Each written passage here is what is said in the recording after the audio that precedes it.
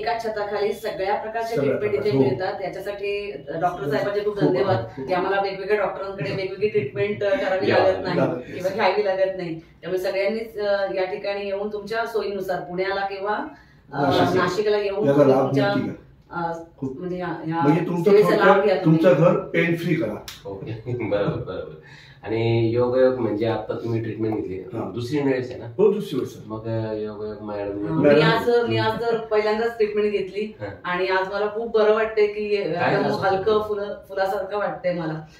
मी speciality मी शिक्षिका आहे, त्याच्यामुळे स्पॉन्डिलायसिस आणि हे वर्टिगो आणि या सगळ्या त्रास असतोच. म्हणजे अक्षरशः एवढा त्रास होतो ना वर्टिगोचा किंवा स्पॉन्डिलायसिसचा, त्याचा श्वास पण कोंडायचा. श्वास कोंडण्या इतपत माझा स्पॉन्डिलायसिसचा त्रास होता आणि मी त्याच्यावरती ॲक्युप्रेशर वगैरे करून करून ते दिवस ढकलले.